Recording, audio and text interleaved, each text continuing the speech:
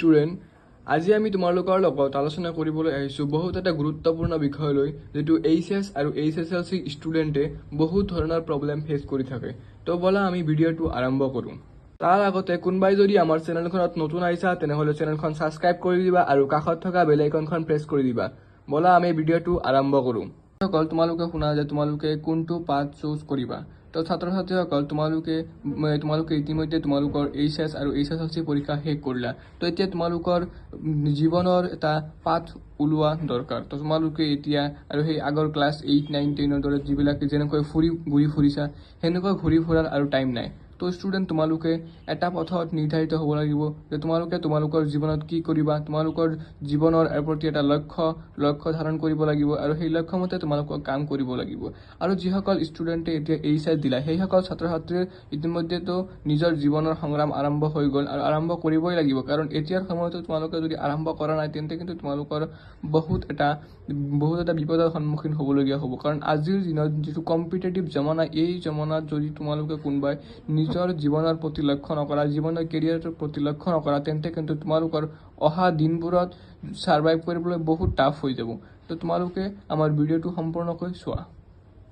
সকল যিবিলাক ষ্টুডেন্টে এতিয়া HSLC পাস কৰিলা সেই সকল ষ্টুডেন্টে কি কৰিবা বা কোনটো ষ্ট্ৰীমত এডমিশন ল'বা তোমালোকে আৰু তোমালোকে কি কৰা উচিত তো ছাত্ৰ-ছাত্ৰীসকল তোমালোকে শুনা ফাৰ্ষ্টত যদি তোমালোকে সায়েন্সত যদি এডমিশন লোৱা সায়েন্সত এডমিশন লৈ তোমালোকে কি কৰা তোমালোকৰ এটা মানে পয়েন্ট লোৱা যে এইটো পয়েন্টত মই যাই পাব লাগিব মানে কি সাপোজ তোমালোকে ক্লাস 12 পৰ পিছত তোমালোকে নিট দিবা কোনোবাই জেডব্লিউ দিবা কোনোবাই বেলেগ কৰিবা কিবা বিএসসি পঢ়িবা তো যিয়েই তোমালোকে নকৰা কিয় তোমালোকে যদি জীৱনৰ এটা পয়েন্ট বাছি লোৱা যে মই এইটো পয়েন্টত যাই এইটো কৰিম তো তোমালোকে হেনেকুৱা এটা পয়েন্টত মানে নিজকে কৰি তুলিব লাগিব পয়েন্টটা যদি লৈ যাব পাৰা তেন্তে কিন্তু তোমালোকৰ জীৱনৰ বহুত এটা ভাল পৰ্যায় তোমালোকে থাকিব পাৰিবা তো তোমালোকে কি কৰা এটা গোল সেট কৰা যে আমি 12 পৰ পিছত হেইটো কৰিম বা হেইটো কৰিম নিটৰ কোচিং কৰিম জেডব্লিউ কোচিং কৰিম তাৰ পিছত আমি বিএসসি কৰিম তাৰ পিছত বহুত সেকশন আছে সায়েন্সত তো তোমালোকে যেটো সোৰ্স তোমালোকৰ ইন্টাৰেস্টেড হয় কোনবাই তোমাক কৈ আছে কোনবাই বেলেগ এজন ফ্ৰেন্ড তোমাক সাজেশন কৰিলে যে তুমি বিএসসি কৰা বা পলিটেকনিক কৰা বা তুমি হেৰি কৰা এমএলটি কৰা বিএমএলটি কৰিবা তো তুমি হেইটো সেকশন লা তো হেনুকা কথা নহয় তোমাৰ যেটো ইন্টাৰেস্ট আছে তুমি হেইটোত পাথ চুজ কৰা তো হেই পাথ অনুসৰি তুমি কাম কৰিব লাগিব কাৰণ বেলেগ এজনে যদি কৈ দিয়ে হেইটো পাথত বা হেইটো ৰাস্তাত তোমালোকে যদি কাম কৰা কিন্তু নহব তোমালোকে 2 দিন মান ইন্টাৰেস্টেড পাবা কাৰণ তোমাৰ ফ্ৰেন্ডও কৰি আছে তাৰ পিছত তোমালোকৰ ইন্টাৰেস্ট নোহোৱা হৈ যাব কিন্তু হেই তাৰ পিছত যেটো প্ৰবলেম হ'ব হেই প্ৰবলেমৰ সলিউশন কিন্তু কোনেও দিব লগা নাই তুমি নিজেই তোমাৰ প্ৰবলেম ফেস কৰিব লাগিব তো তোমালোকে নিজৰ পয়েন্ট সেট কৰা আৰু তোমালোকে কলেজখন কেনেকুৱা চুজ কৰিবা সাপোজ কিছুমান ষ্টুডেন্টে আছে নজনাকৈ ইন্টিগ্ৰেটেড এডমিশন লয় ইন্টিগ্ৰেটেড আৰু তোমালোকৰ হেৰি আছে নৰ্মাল কোৰ্সত এডমিশন দুটাৰ বহুত ভাষ্ট ডিফাৰেন্ট আছে তোমালোকে যদি ইন্টিগ্ৰেটেড কৰা ইন্টিগ্ৰেটেড কোনবিলাক ছাত্ৰবিলাকে কৰে যিবিলাক ছাত্ৰ কোচিং মানে কি ক্লাস আগন্তুক ক্লাছত মানে 12 পৰ পিছত হেসকল ষ্টুডেন্টে নিট কৰিব বা জেডব্লিউ কৰিব তো হেসকল ষ্টুডেন্টে আগতীয়াকৈ কোচিং কৰা ষ্টাৰ্ট হৈ দিয়ে 11 12 পৰ লগতে হেলকে নিটৰ প্ৰিপাৰেচন কৰে এইটো ইন্টিগ্ৰেটেড বুলি কয় আৰু যিবিলাক নৰ্মাল কোৰ্স লোৱা ইহতে জাস্ট ক্লাস 11 12 পঢ়িব কোচিং নকৰে তো হেসকল ষ্টুডেন্ট তোমালোকে বহুত ভাল কৰি এইটো বিষয়ত কনফাৰ্মেশন লৈ লবা যে তোমালোকে কি এডমিশন লবা ইন্টিগ্ৰেটেড নে নৰ্মাল কোৰ্স লবা তাৰ পিছতহে তোমালোকে ক্লাস 11 12 যেটো ষ্ট্ৰীমত তোমালোকৰ ভাল লাগে যেটো ইন্টাৰেস্ট আছে হেইটো মানে ষ্ট্ৰীমত তোমালোকে এডমিশন লবা তোমালোকে চিন্তা কৰা কোনো বিষয় নাই তোমালোকে HS-LC মানে যেটো পার্সেন্টেজ আহিব সেই পার্সেন্টেজে তোমালোকক মাথু এটা বস্তু তোমালোকক দেখাব যে তোমালোকে ভাল কলেজত কেনেকৈ এডমিশন লব পাৰা বা ভাল পাৰ্সেন্টেজ পাৰা তোমালোকে ভাল এটা কলেজে পাবা তো ইমানখিনিয়ে তোমালোকে মানে হেৰি কৰি ভাবি নাথাকিবা যে মই মোৰ ইমান পাৰ্সেন্ট আহিল মোৰ 50% আহিল মই জীৱনত একো কৰিব নোৱাৰো এনেকুৱা কোনো কথা নহয় তোমালোকে জাস্ট নিজকে মোটিভেট ৰাখিবা আৰু ভাল এটা পাৰ্সেন্টেজ পালে তোমালোকৰ পেৰেন্টছৰ সন্মুখত বা তোমাৰ গাঁৱৰ মানুহৰ সন্মুখত তোমাৰ ভাল এটা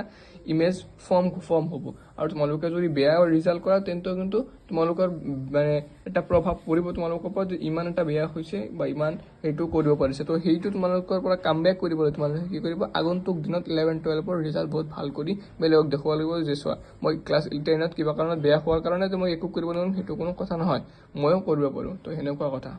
ছাত্ৰ ছাত্ৰীয়ে HS দিলা তো সেইসকল ছাত্ৰ ছাত্ৰীয়ে কি কৰিবা সেইসকল ছাত্ৰ ছাত্ৰীয়ে শুনা তোমালোকৰ টাইম অলৰেডি শেষ হ'ল তোমালোকৰ টাইম যিটো টাইম সন্মুখত আছে সেই সন্মুখৰ টাইমটো সংগ্ৰামৰ টাইম হয় সেই টাইমত তোমালোকে কি কৰিব নোৱাৰিবা তোমালোকে চ'ৰ্চ কৰিব নোৱাৰিবা তোমালোকৰ ওচৰত অপশ্যন নাথাকিব তোমালোকে কি কৰিবা কি নকৰিবা তোমালোকে আগতেই গ'ল ছেট কৰি থোৱা দৰকাৰ তোমালোকে নিজৰ জীৱনৰ প্ৰতি লক্ষ্য কৰি তোমালোকে কোনটো সেকশন বা কোনটো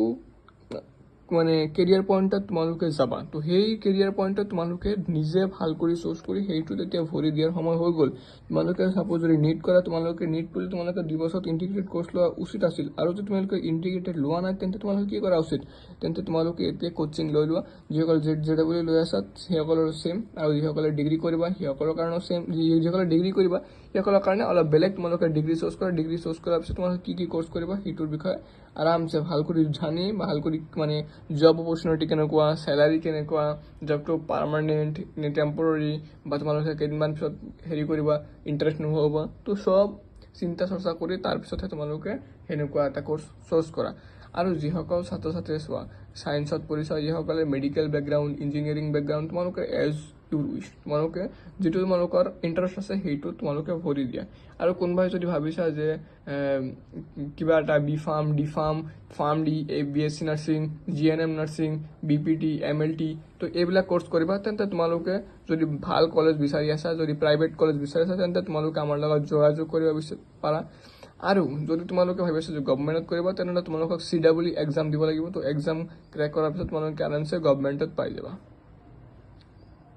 তো ছাত্ৰ ছাত্ৰীসকল আৰু তোমালোকে যদি কমাৰ্চত লৈছা তেন্তে তোমালোকে CA মেইন এটা পইণ্ট কমাৰ্চৰ কাৰণে তোমালোকে CA কৰিব পাৰা বেংকিং তাৰ